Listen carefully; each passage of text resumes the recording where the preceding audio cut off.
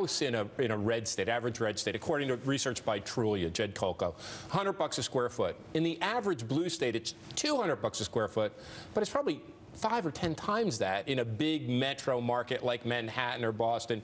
So really, this middle-class lifestyle that I grew up in New Jersey, by the way, is out of reach for working and middle-class people in the blue states. Red states, whether you like it or not, are delivering that to their folks. Now, in terms of inequality, there's a great chart in the piece, which I think we have. Over time, you've seen the shift in inequality move from mostly red states in 1979 to blue states today. Is that an effect of government, or is that an effect of economics, the business cycle, and the market? I think it's only partly effective government. We know the red states have been low cost, low tax, bust unions, right to work, and I think that had a role. But in the blue states, it's just that costs have gotten so high, and really, we all know this, the good, high-paying manufacturing jobs disappeared, and our economy is cleaved. Our labor market is cleaved into those high-paid knowledge jobs that maybe a 20 or 30% get, and then the rest left with these low-paid service jobs, and then blue states, that's just become magnified.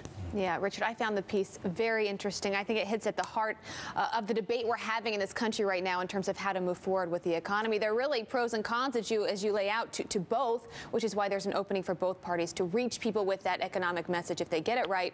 One thing that stood out to me, though, from the piece is that blue and red states depend on each other, that we can't have a country that's all red or all blue. They actually rely on each other to survive.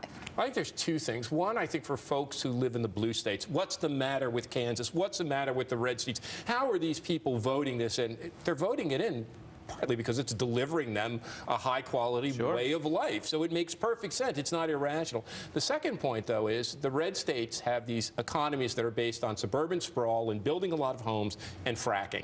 I think both of those two things can't be depended on. The blue states really have the knowledge economies, the high-tech economies, the innovation economies that are going to power America forward. And in some ways, these two groups of people need to get together. One example would be a place like Houston, a place that took those resources, that took that energy money, and turned it into great universities, great knowledge centers. So I think there is a way forward. We're going to have to figure out how to do that. And Abby's question points to something that actually Mike Huckabee is kind of arguing in a strange way in his book, God's Guns, Grits and Gravy and Gratuitous Cultural Pandering, I think.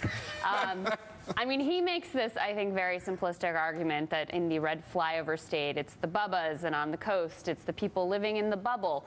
But I do think that there is an increasing divide culturally between the blue states and the red states. I mean, we talk about wealth inequality, but that's another sort of divide, another sort of two Americas. Yeah, we've looked a lot at this on everything from gun control to abortion. You can go down the list. There's an incredible cultural divide, but I do think that's underpinned by economic circumstances.